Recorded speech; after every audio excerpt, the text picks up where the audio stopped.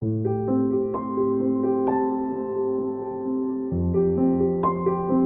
friends, I am Dr. Gaurav Gupta, liver transplant surgeon from Fortis Hospital, Mulund.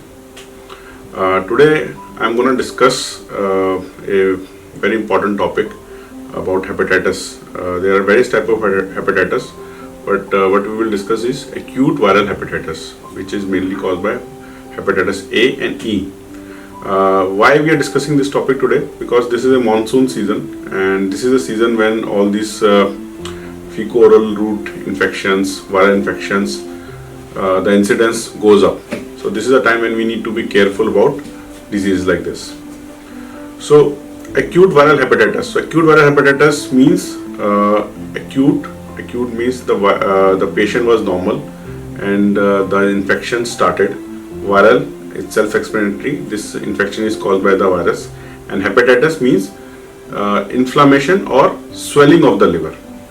So there are two types of acute viral hepatitis mainly. It is viral hepatitis A and E, and both these are caused by what we call is fecal-oral route. Mainly that means unclean water or infected food. If we eat that or drink the unclean water, then this infection happens.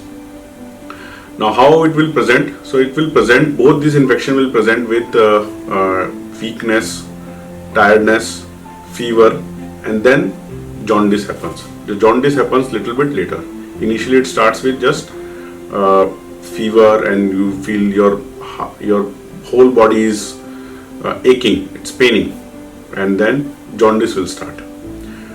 Once the jaundice starts, then obviously we go to the doctor, and doctor will check your blood test. You will find your bilirubin will be high.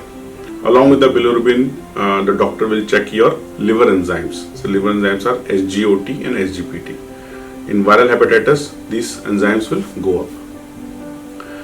Now, the good thing about this viral hepatitis is it 90%, more than 90%, it gets cured on its own. So you don't need any medication. You don't need any antibiotic. You don't need any antiviral drugs. Nothing is needed. You just need symptomatic treatment.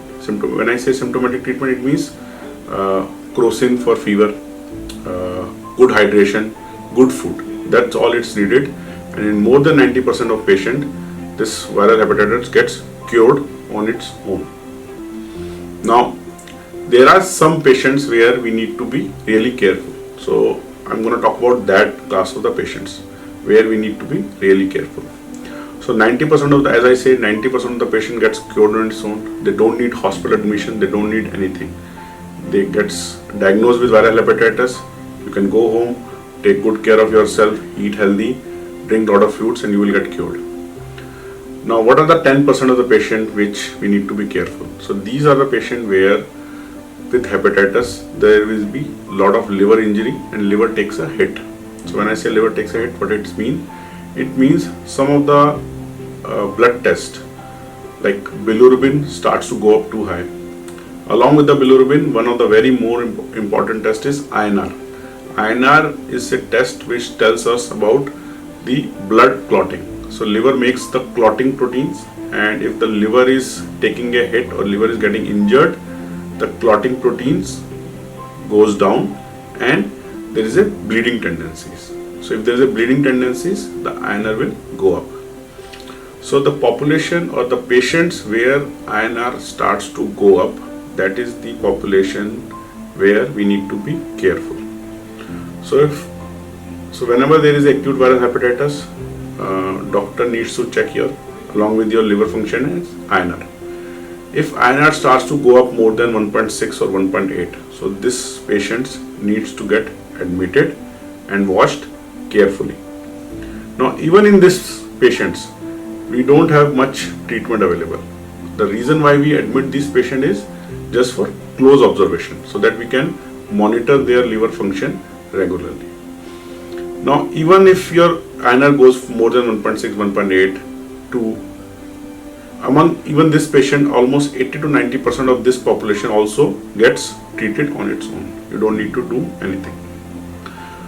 So very few, hardly 1 to 2% of the patients where INR does not start to come down. INR keeps going up.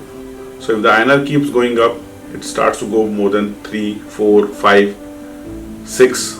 So this is a patient which has what we call is acute liver failure. So acute liver failure where the liver has gone totally damaged and the chances of recovery of this liver is minimal. So this patient he will have a high jaundice, so bilirubin will be high, 10, 12, 15.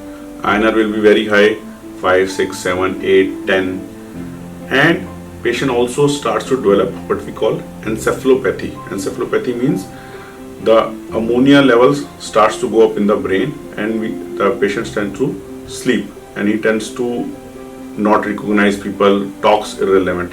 So this is acute liver failure patient. Now this is a very, very dangerous situation, and God forbid anyone goes into this situation. But if a patient lands up in this acute liver failure, the only treatment which is available is liver transplant. That is the only treatment available. There is no other medication which can reverse this situation. So the patients, when these bilirubin starts to go up, INR starts to go up, this patient needs to be shifted to a specialized liver centers who manages liver transplant patients.